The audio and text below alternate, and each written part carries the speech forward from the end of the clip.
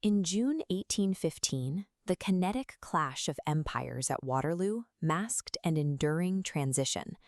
Away from the smoke of the battlefield, the fundamental mechanisms of the global economy were being rewritten.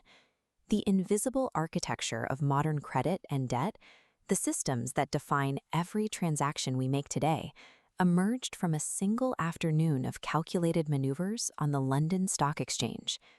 During the uncertainty of the war, a private financier deployed a strategy to capture the wealth of the British Empire by weaponizing the flow of information.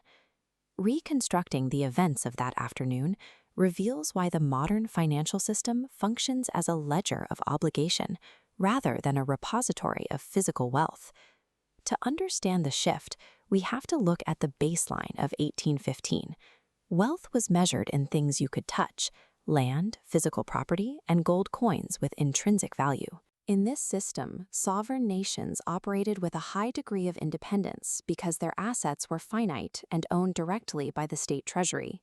A new group of financial architects realized that by controlling a nation's sovereign debt, they could secure a permanent claim on that country's future productivity. Executing this strategy required the privatization of an empire's solvency, a feat that could only be achieved by creating a psychological collapse and monopolizing the speed of news from the front lines. Nathan Rothschild built a proprietary high-speed courier network outside official communication channels. This allowed him to learn of Napoleon's defeat a full 24 hours before the British government. This intelligence vacuum allowed for information arbitrage, acting on reality while the market operated on rumor. This head start gave Rothschild absolute certainty, allowing him to navigate the market with total confidence, while the public remained paralyzed by the fear of a French victory. The immense cost of this private transport system acted as a barrier.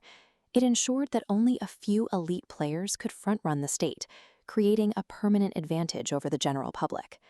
With the secret news of a British victory in hand, Rothschild stood at his usual pillar on the floor of the stock exchange. He began a counterintuitive performance. Instead of buying, he adopted a somber, defeated expression and started aggressively selling off his holdings of British government bonds. This visible display of despair weaponized market sentiment.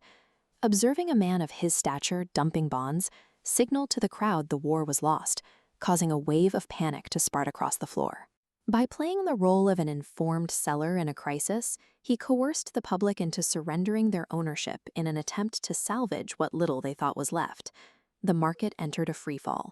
In the resulting systemic panic, thousands of investors tried to exit their positions simultaneously, finding no one willing to buy. This is a state of liquidity entrapment. The irrational rush toward safety drove the price of British debt down to a fraction of its intrinsic value. Once the market hit its absolute bottom, Rothschild's agents quietly moved in. They spent the final hours of the day absorbing the massively depressed debt for pennies on the pound. When official news of the victory finally arrived that evening, the market value of the bonds skyrocketed, but by then, the nation's debt was already held by a private syndicate.